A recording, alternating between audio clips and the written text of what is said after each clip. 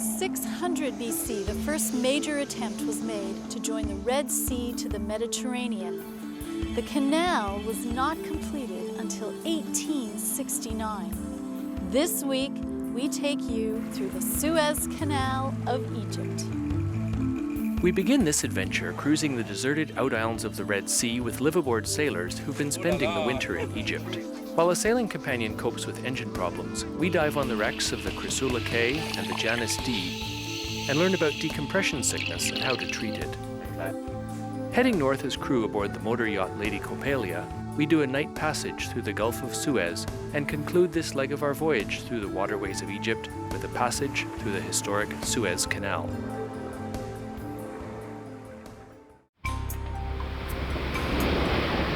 I wanted to break away to see the world. I longed for excitement, the romance of travel. So we built a boat. And now we travel the oceans. Join us as we voyage to distant shores.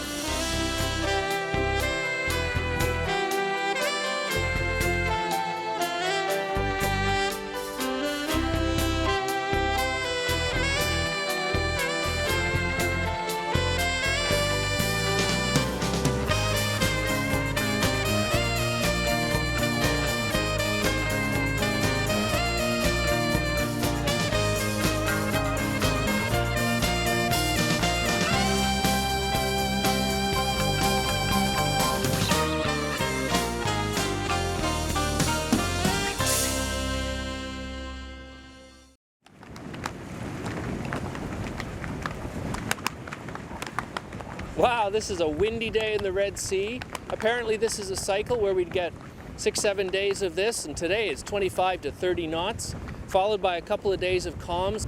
A few of the boats were dragging anchor last night. Now we've all got snugly anchored and we can enjoy a nice sunny day on a deserted Red Sea island. The Red Sea of Egypt has many out islands lying off the coast of the resort town of Gouna, which is becoming a winter playground for sailors who then head north in the spring through the Gulf of Suez and the Suez Canal to spend the summer sailing in the Mediterranean. Visitors can fly into Cairo or the international airport at Hurghada. Cheryl and I have flown in to check out Egypt as a sailing destination and to help our friend Tony take his motor yacht Lady Coppelia north to the Mediterranean, where he'll spend the summer cruising in Greece and Turkey. We're longtime sailors, so cruising in a powerboat is a new experience, and we're looking forward to the passage. Oh, this is exciting. The Red Sea on a blustery day.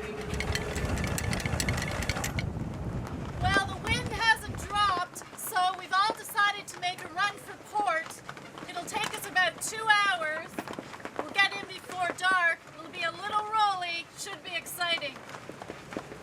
There are very few navigational aids, such as markers and buoys, to highlight the numerous reefs, and the charts do not always show the accurate positions of the reefs, so you need good, clear visibility.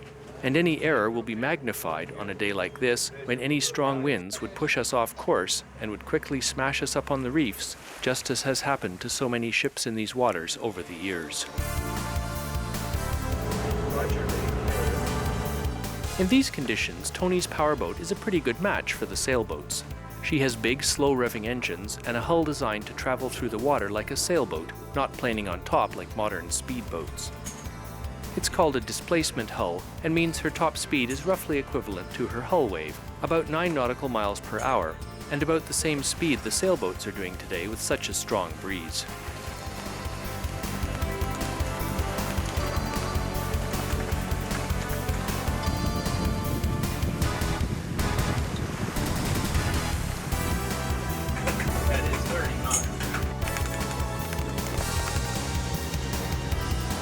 Okay, we're just past the worst of it, but we're right in the middle of this pass in the reef. You can see over there, it's no good for walking around it. You wouldn't barely get your knees wet, I think. And there's one little mark on it and nothing over here where there's more reef. So on a day like this, it's a bit tricky navigation.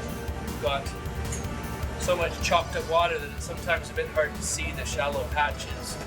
On the other days we went out to the reefs, it was easier. Have we got through it, Tony? Yes, we're through it now. We're still on shallow water, but we've gone past the main reef. The channel through the reefs to the marina is quite narrow but is well marked, and as the boats in our group arrive in this sheltered harbor, the marina staff is waiting to assist us get safely moored in the strong winds. But then a distress call comes in over the radio. Ituska, Roberto.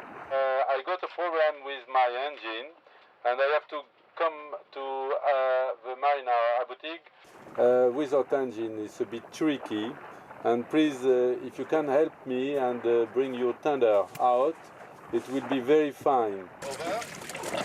Sounds good. I prefer to tie up a little bit before, and then I just become your engine and you keep on steering the boat. Over. Okay, very nice, Roberto. Where are you going? We're going to help Miss Cat because their engine broke down. This long tanker. Tony from Lady Coppelia goes along to help too. They'll tie these inflatable dinghies either side of the yacht and using their outboard motors, hope to guide Miss Cat safely through the reefs. They've made it. Now the challenge will be to maneuver her through the harbor past all the other boats to tie alongside Roberto's catamaran Ituska. Not an easy task with this wind.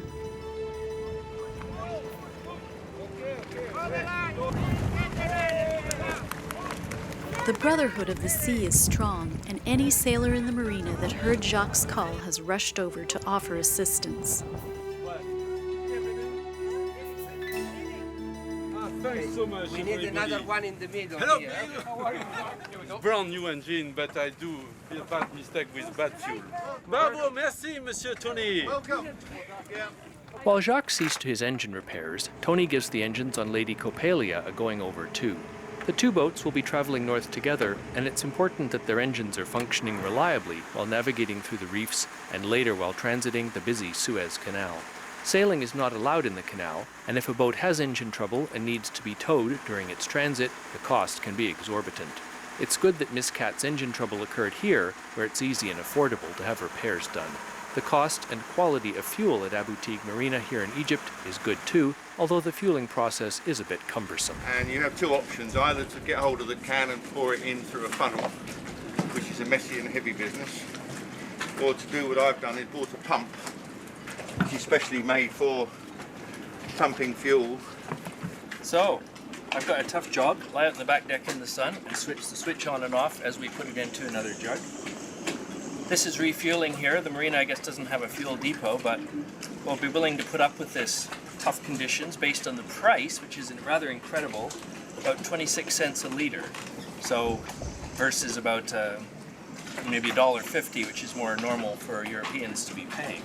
An incredible price for the diesel and a nice clean fuel. We just have to transfer it into the tanks on our own, and that's my job with the switch. Okay, switch on. There it goes.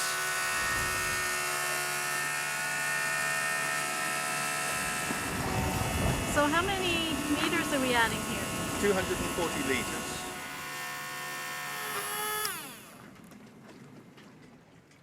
Meanwhile, Jacques has solved his engine trouble, a clogged fuel filter, but it will be a few days until we get the wind conditions we need, which are light winds or the rare south winds. While we're waiting, we sign up to do a few dives with a dive operation here at the marina, since the marine life is so fabulous in the Red Sea. All right, well, this is a way to do a dive. We got experts going to show us where some of the best places are to see the great animals in the Red Sea. Jean-Claude, Paul, Tina. The conditions are great for diving today.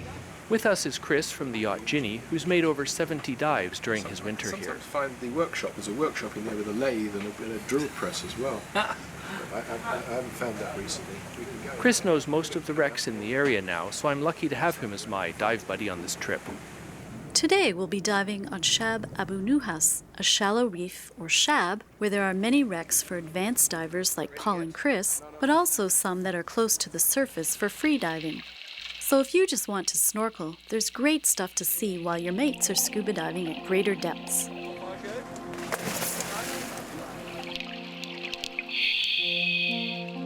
But much of the fascination of diving on a wreck is the bizarre mix of all the beautiful marine life with the man-made constructions of the ship. This grouper hangs level in the hull, showing how much tilt the wreck has.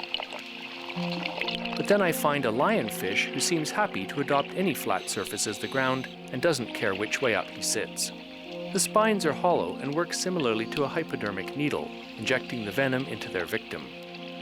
They are deadly and can easily kill smaller fish and be severely painful to man, but rarely fatal. This parrotfish waits patiently while a cleaner fish gives him the once-over, looking for parasites. A good deal for both, as the parrotfish stays healthy and the cleaner gets a free meal.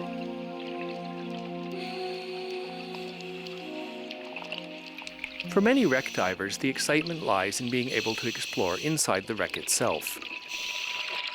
Apparently, the diesel engine on the Janice D is still in her engine room from when she hit the reef in April 1983.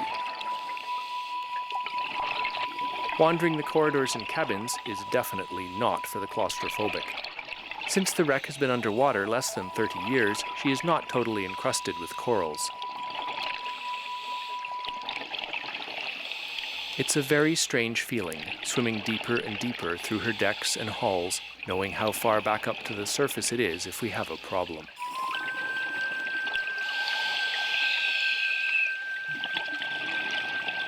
When we finally find her engine room, I don't realize it at first. The 6-cylinder diesel is much bigger than I imagined and produced 3,000 horsepower.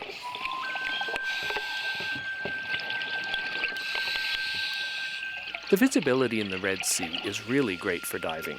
You can see the whole ship all at once, and even down at more than 100 feet there's lots of light from the surface, so you barely need a dive light.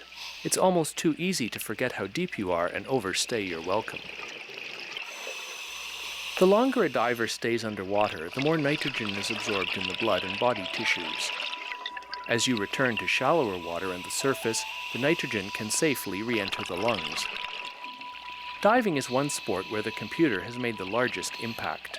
A dive computer worn on the wrist tracks the time and depth a diver spends underwater and works out how much nitrogen has been absorbed in the blood and body tissues. On a dive like today, where we reach over 100 feet, we have to be sure to ascend slowly enough to allow the nitrogen time to leave the blood, or risk the bends. Even though we should be safely within limits, we still want to make a 3-minute safety stop at 20 feet just in case. No matter how careful you are, accidents can happen, so it's comforting to know that the Gouna Hospital, just 5 minutes from the marina, is fully equipped with a hyperbaric chamber. It is the largest one in the Middle East. If you're thinking of diving in Gouna, you can be reassured that the top facilities are available for your safety and health.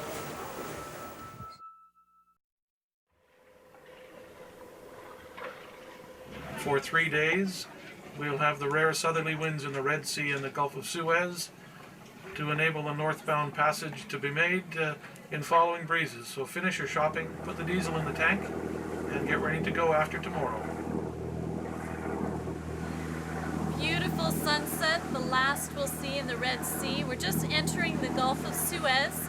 We'll be traveling up through the night toward the Suez Canal. We do 2 hours on and 2 hours off, and we can each do being company together, 2 people, and change over every 2 hours. With 3 people it works quite well. We'll just see how it goes. It's only for one night, so it's not too bad. And it gives you a couple of hours sleep, maybe an hour and a half if you're lucky, by the time you've made a cup of tea for somebody on watch. So it'll be quite a pleasant night. There's lots to do, lots to look out for, because it's a very busy area. Lots of oil rigs, lots of shipping. Although we've been lucky so far this evening, we have only seen one boat. So it's keep your eyes open all night long. Interesting that we've got the equipment. The radar is very good, and the navigation seems to be working. The chart plotter seems to be working at the moment. Let's hope that keeps going.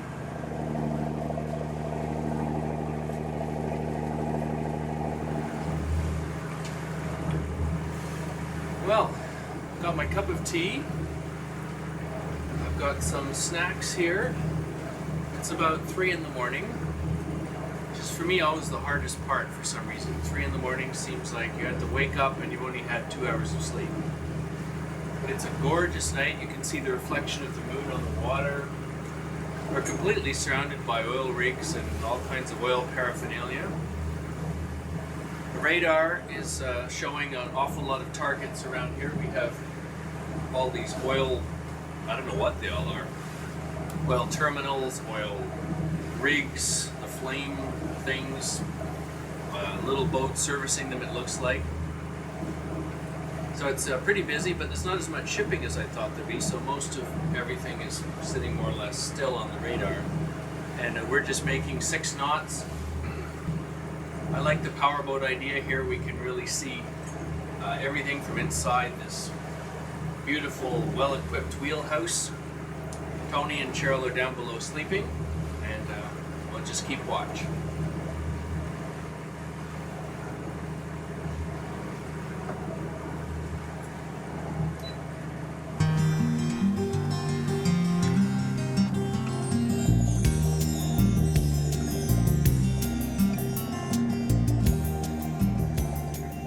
Good morning, Tony. How did the night watch go? Good morning, Cheryl. Night watch went extremely well. No winds to talk of, no boats getting in our way, and everything went very smoothly. Brilliant night. It's lovely now the dawn is arriving. I always enjoy this time of day. See the dawn coming up and the sun coming over the horizon. It makes a very pleasant trip, and it's been a very comfortable night. The calm conditions stay with us for the day as we head for Port Suez, and our companions aboard Miss Cat make the best of the hot, sticky weather. Just coming into the marked channel into Port Suez, the start of the Suez Canal. Next stop, Ismailia, then the last stop, Port Said, and then the Mediterranean. How long will that take? It's a 2-day trip through the Suez Canal, 1 day up to Ismailia, and then 1 day from then forth to Port Said. You will often find that boats anchor here waiting for their owners to get cargo, and it is a convenient point to either go through the canal into the Mediterranean to pick up cargo or to go to the Far East. It's just a convenient midpoint to wait. There's maybe 25 boats or so anchored here. And some of them you can see are empty. I guess like the container ships, a few of the others look like they're waiting, as you said. So they're waiting for cargo. As requested, an hour before our arrival in Port Suez, we contacted the agent who's been handling our paperwork and have been instructed to cross the channel to wait for the pilot boat at the Canal Authority yacht basin. Ships and yachts are required to have a pilot aboard while transiting the busy, politically sensitive Suez Canal.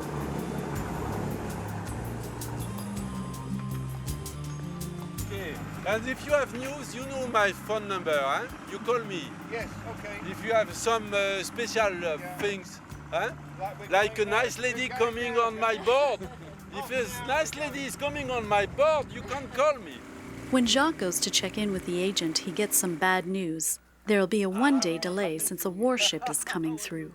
And they are not say we're coming, but this is out of hand. This is warship, American warship and British warship. Always we can't you say that. No, not always. Bon. We say that if there is warship in canal. This warship So out tomorrow, of our hand. Tomorrow it will Tomorrow be okay? if no warship. Today, of course, canal was closed for us because warship, American warship, and the problem now is that the American warship are afraid by the yacht. He thinks all yachts are capable to go blow up a warship.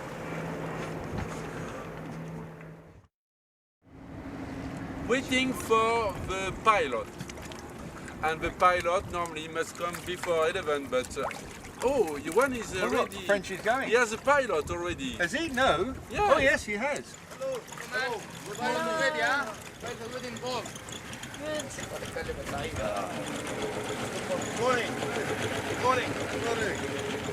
Hey, Captain Tony, good trip. I see you after 5 months. How are you, Captain? Okay. Bye-bye. Hello. Salam I'm Tony. I'm Skipper. Munir. Munir. Yes. Okay, Munir. Hello, Monia. My name is Cheryl. Hello, Last I'm time. Paul. Yes, hello. Salam alaikum. Assalamu alaikum. Okay, Captain. Okay. Are you ready? Yeah. Okay.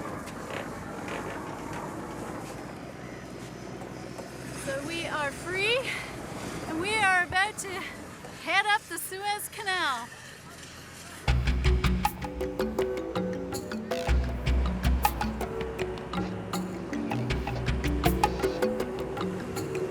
Building the canal was certainly a big enticement. I think everyone who owned Egypt was interested in doing it.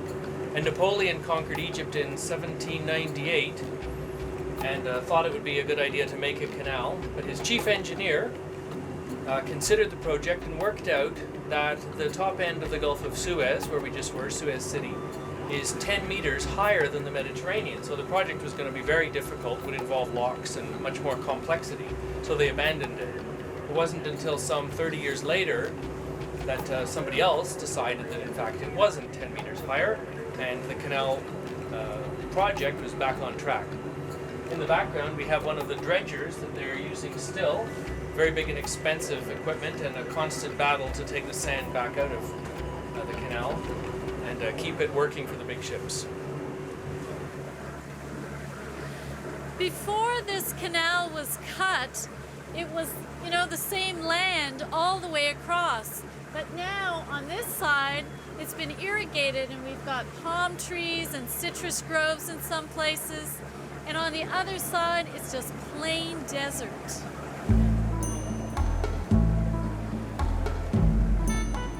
Muslims observe 5 formal prayers each day. The prayers are fixed at the same time period daily, before dawn, noon, afternoon, sunset, and evening. Because of the rotation of the Earth, its angle to the sun, the season and daylight savings time, etc., the times for these prayers change from day to day and depend on location. Also, you must be oriented to Mecca, which from here is 1,213 kilometers to the southeast, and I take it as a good sign that our pilot knows the direction without a compass. 35 knots we've had so far. Typical day in the Egyptian Suez Canal. Not a typical day in the Egyptian Suez Canal. It's not a day I like, but I'd sooner be here than a lot of other places. So I must admit. Leaving the Red Sea, we are getting into more Mediterranean weather patterns. But even very heavy rain or spray will be instantly thrown off by this spinning disc viewport. It's a piece of glass that spins so fast, rain is spun off by centrifugal force. A very cool option for a wheelhouse. Okay, you want to come?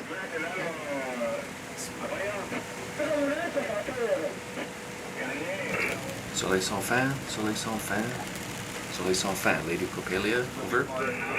Lady Coppelia has checked in from Ismailia in the middle of the Suez Canal, where it's cloudy, rainy, and 16 degrees.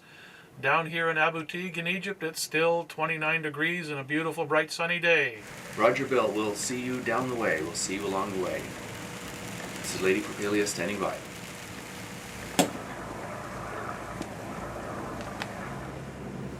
As dusk approaches, we reach the port of Ismailia, the headquarters of the Suez Canal Authority. Here, Cheryl and I will leave to tour more of Egypt, and Tony, Jacques, and the rest of the crew will pick up another pilot to continue on to Port Said and the Mediterranean Sea. The end has been in perfect clear blue sky, almost, sunshine, and a nice evening. And the yacht club I can see ahead. Okay, shukran. Shukran, thank you for your help. It was great fun. First time through the Suez Canal. Join us next time as we celebrate Easter here in Ismailia, then head for Cairo and the Nile River to see the Great Pyramids of Egypt.